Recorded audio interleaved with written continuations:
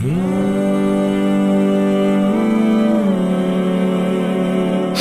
سادات د حسنین اولاد دے،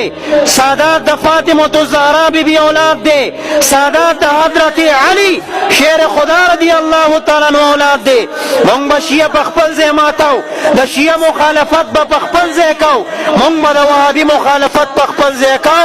خو مونږ به د صحابو شان په خپل ځای بیانو او د اهل بیتو شان به په خپل ځای باندې بیانو. مونږ اهل سنت والجماعت عقیده د افراط او د تفرید تعلیم چاته نه ورکوي، بلکې هغه د وسط لاره مونږ ته ښودلې ده. د سیدانو وینه داسې ده، دې کې الله پاک عفو یې ښودې ده. یو سید ته وګورئ، سید سره چې څوک زیاتې مو کې د هغه نښه ده، د هغه ورته عفو ښیي. ولې دا د هغه چا اولاد دی چې رسول اکرم مبارک کله د طائف نه مبارک پاڼې مبارکې د وینو نه ډکې راوړي، الہ ورته فرشته راولېږله دی ته بددعا وکړه، رسول اکرم مبارک ورته بددعا په ځای دعا کوي. مبارک له وینې د پڼو ډکې کړې دي، لیکن مبارک د بددعا په ځای باندې دعا کوي. که د ایمان راوړو د دې نسل کې به څوک ایمان راوړي؟ د هغه مشفق او مهربانه پیغمبر اولاد دی سلطان محمود غزنوي په حالاتو کې راځي. یو ورځ په دربار کې کېناسته، په دربار کې شعرا ناستی، په دربار کې مداحین ناستی، په دربار کې علما ناستی، په دربار کې صوفیا ناستی، په دربار کې وزیران او حکومتي خلک ناستی، ګڼ دربار لګېدلې. سلطان محمود غزنوي اعلان وکړو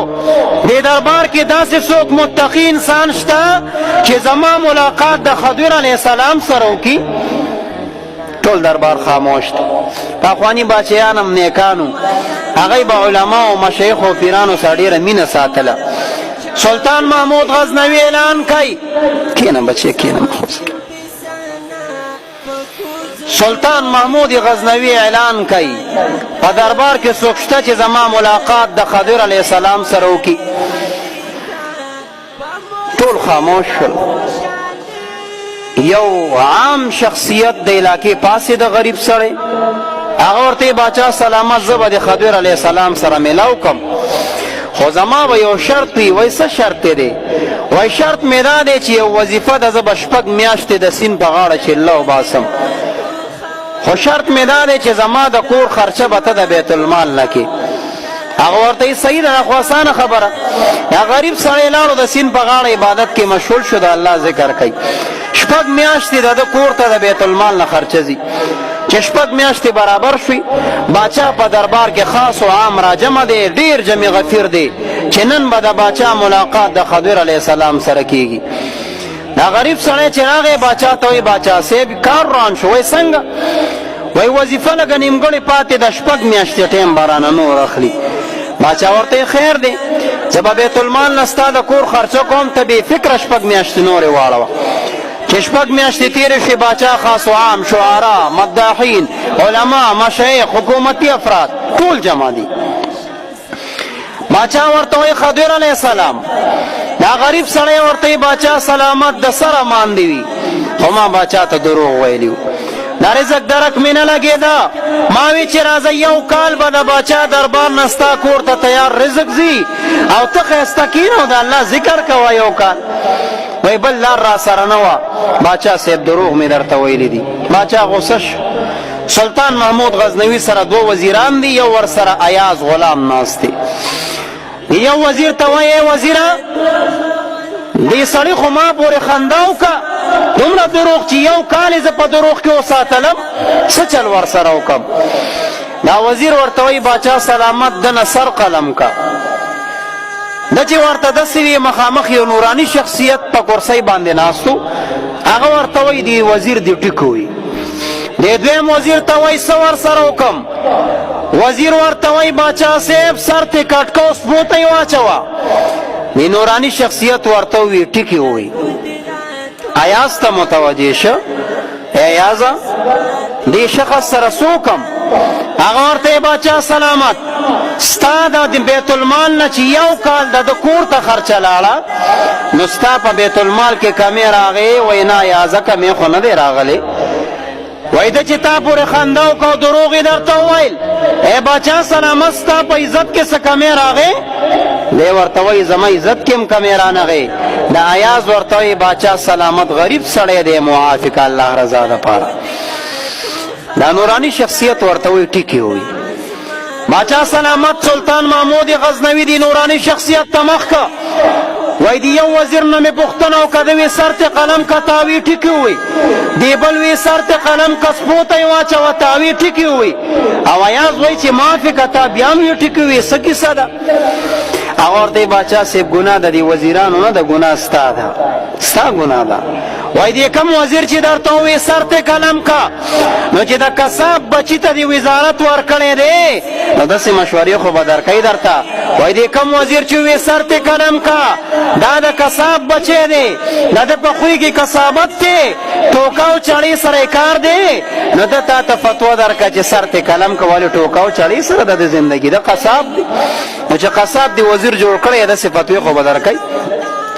وای چې دی بل درته ووایي سر ته قلم که او سپو ته یې واچوه، وای دا د هغه چا زوی دی چې پلار په نیکه دی د باچا د دربار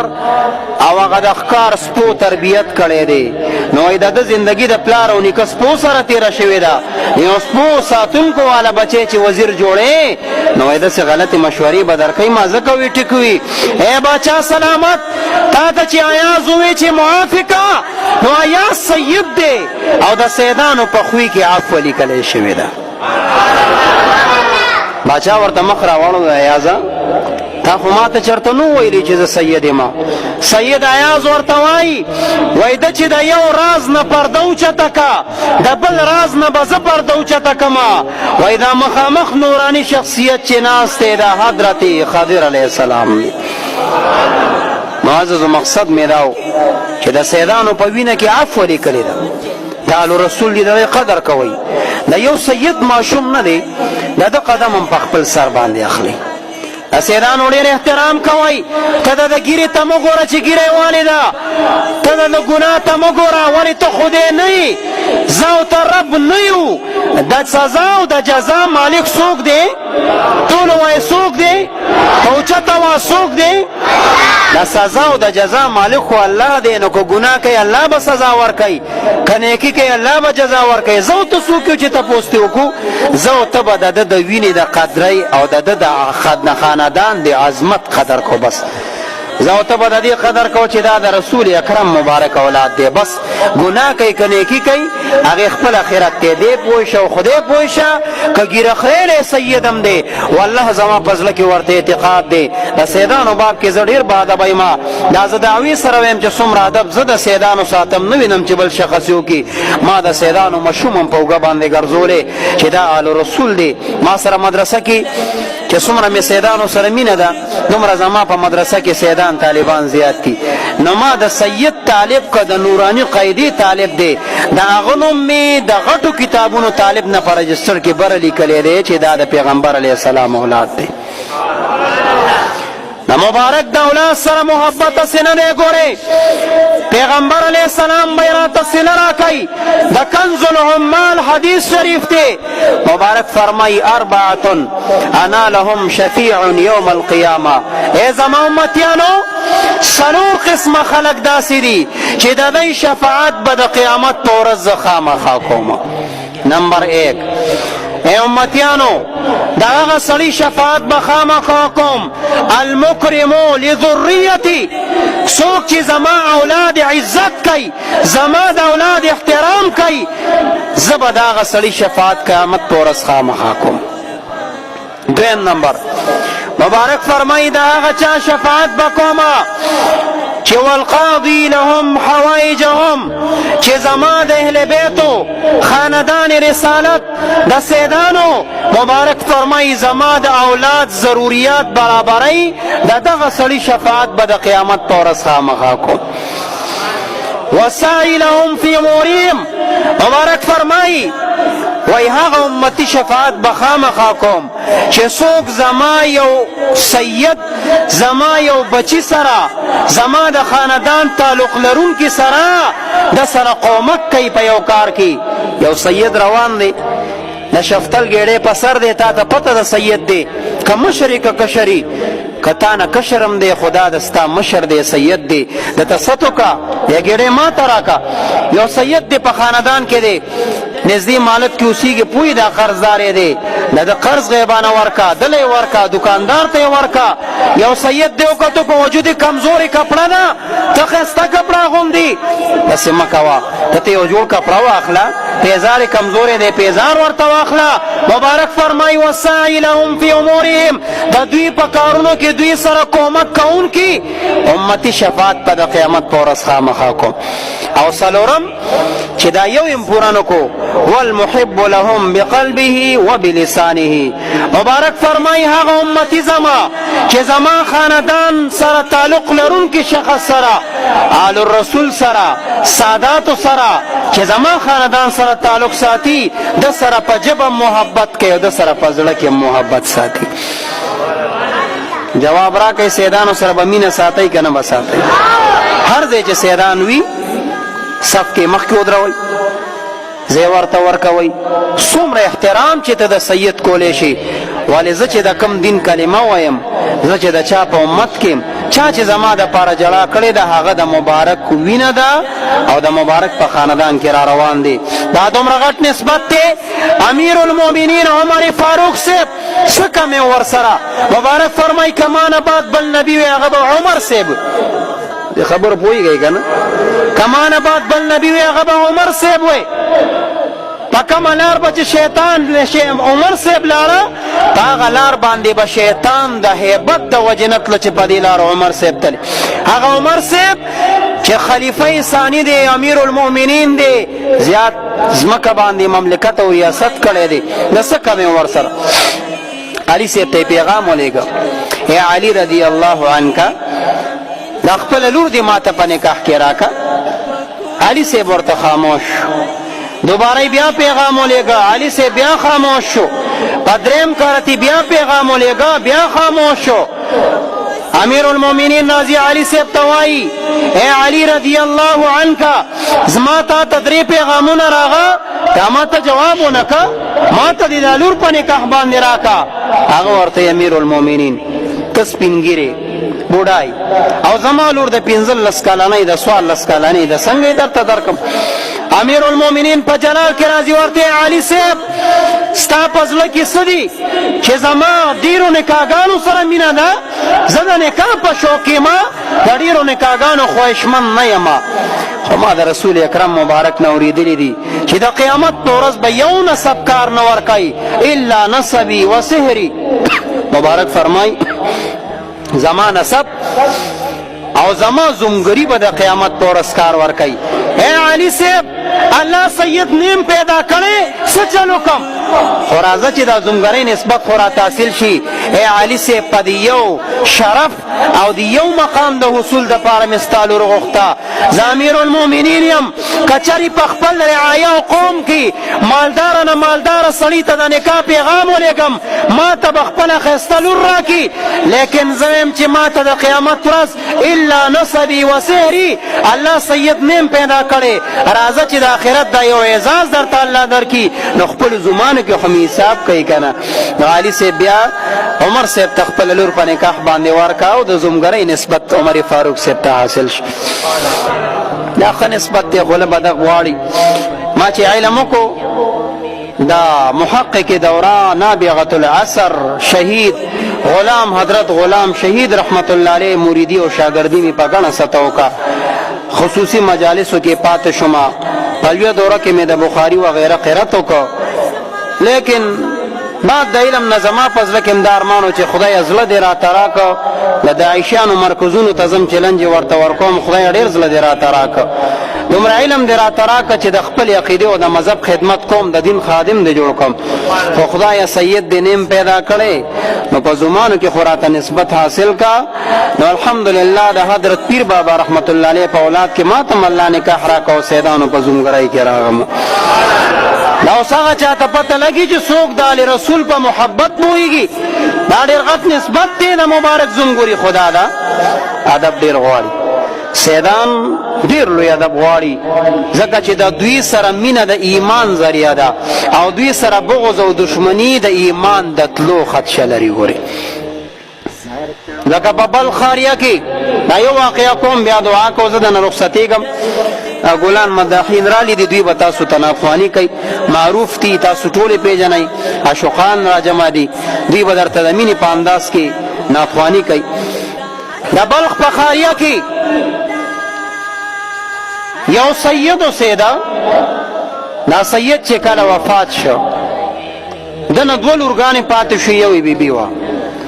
دی په جامو او په کپړه باندې لږ کمزوري و. دا غیرتی سیده بیبي دی لونو ته وایي لونو مونږ په دې کلي کې خلک پیژني چې دا سیدان دي، دا آل رسول دي، زمونږ نسبت د رسول اکرم مبارک سره دی. ای لورو راځئ چې د علاقې نه هجرت وکړو، زمونږ د ښایسته کپړې او بیزار وس نشته دی، او مونږ چې د کمزورې کپړه کې ګرځو خلک به راته غلط نسبت کوي، او زمونږ په ذریعه رسول اکرم مبارک ته نسبت کېږي.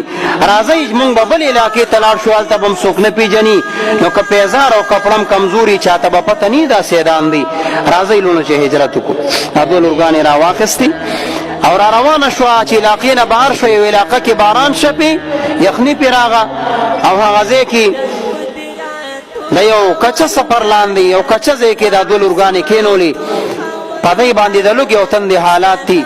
دا مور ورته وایي دلته کښېنئ، زه ځم معلومات کوم چې په دې علاقه کې مېلمستیا والا څوک دی،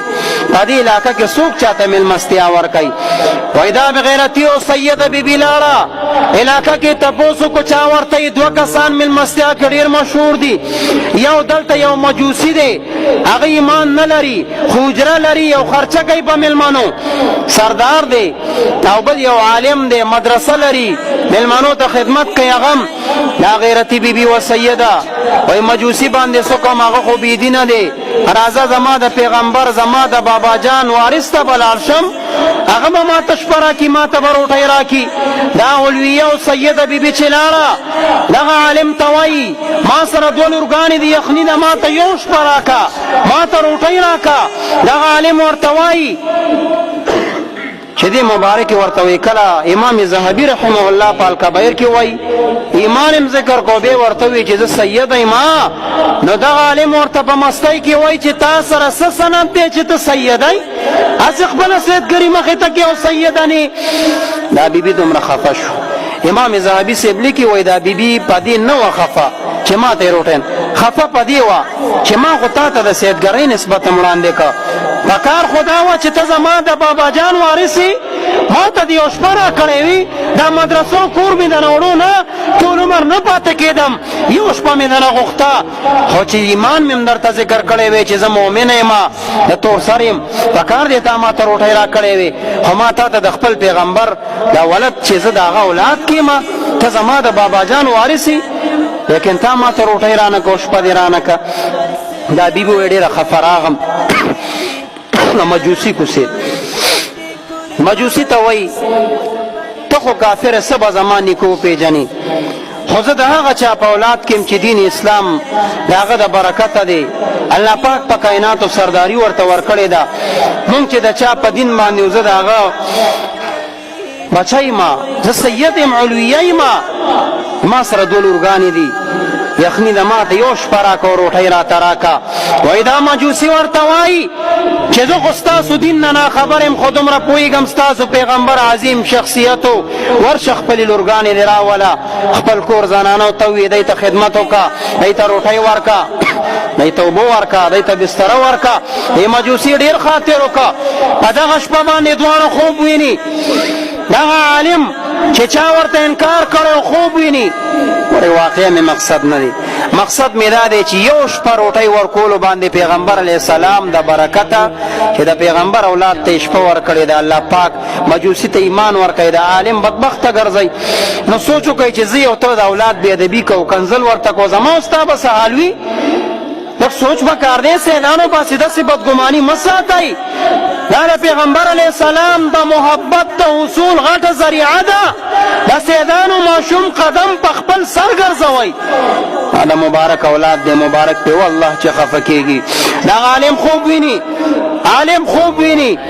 وای خوب وینم او د محشر تنده ده او تندې د لاسه مې ژبه راوتې ده څلور یاران د نور په منبرونو باندې ناست دي زه ورغلم ماتې اوبه غوښتې ماته انکار وکړو چې رسول اکرم مبارک ته لاړ شه وای زه چې لاړم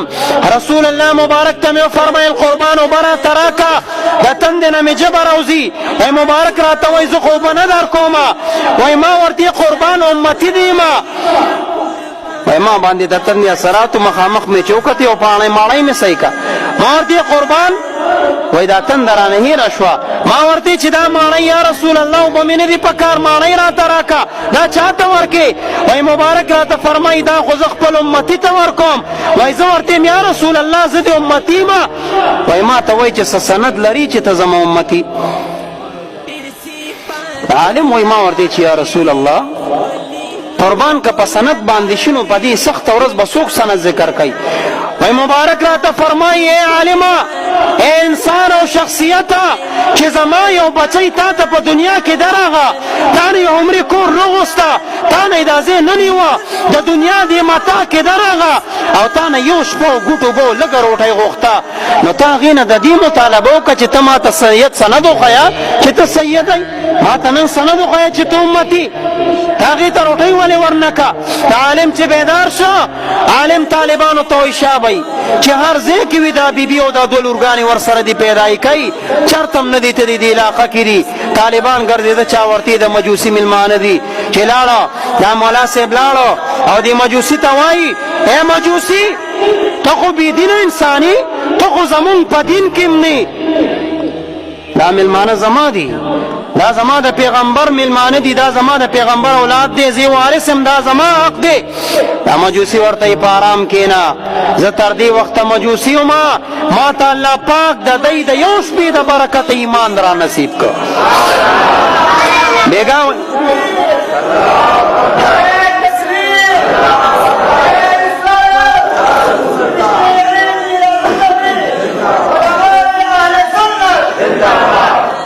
بیگاوائی رسول اکرم مبارک میں خوب کے صحیح کا دا معنی مطالبہ میں تو کا مبارک وی دا خو ایماندار و خلقو دا پارا دا وی ما ورتے چی قربان ایمان روڑم پا خوب کی می دا رسول اکرم مبارک پلا سن مبارک ایمان روڑے مجوسی ما تخو اللہ پاک دا پیغمبر علیہ السلام دا اولاد دا لگی شیبی مل مستیا باندی دا ایمان عظیم دولت را نصیب کر معزز و مقصد میں دا دا بیان نچوڑ خلاصہ مداحین عاشقان بنا خوانی که زړیر بیان نوک دوم ختموم تارو شریف تروانم خو زما د بیان نه چوړو خلاصه ده چې داسې به نه کوئ چې شیعهګان د علي صاحب شان بیانوي او د حسنینو زه ته به یې نه بیانو نه مونږ به د علي صاحب مقام بیانو مونږ به د حسنینو بیانو مونږ به د فاطمة الزهرا بیبي بیانو مونږ به د مبارک د نورو صحابو قدر کوو مونږ اهل سنت یو مونږ نه شیعهګان یو نه وهابیان یو مونږ اهل سنت والجماعت والا یو د مبارک یو صحابي سره بغض مبارک سره بغض دی د مبارک یو صحابي سره محبت مبارک سره محبت دی مبارک فرمای زما صحابه پشان دستور دي چا چې دی کې د کم یو صحابي اقتدا او هغه حق ته ورسېده تاسو دا ټول صحابه مینا ساتي خو خاندان رسول به مینا ساتي سیدان دې زمانہ کې شتا دا به قیامت پورې جاری وي نو سیدانو قدردان جوړ شي او د سیدانو محبت دا د رسول اکرم سید عالم سید العرب والعجم محمد عربی صلی الله علیه و آله وسلم د محبت د حصول غټه ذریعہ ده کغواړي چې مان رسول اکرم مبارک مدینه منوره کې خوشحال شي نو مدینه منوره سره مینو ساته قرآن سره مینو ساته عربو سره مینو ساته او د رسول اکرم مبارک اولاد سره مینو ساته دا مینی بتا د مبارک مینی ترسي او د رسول اکرم مینه بتا د رب ذوالجلال معرفت ترسي واخر دعوانا ان الحمد لله رب العالمين درود شریف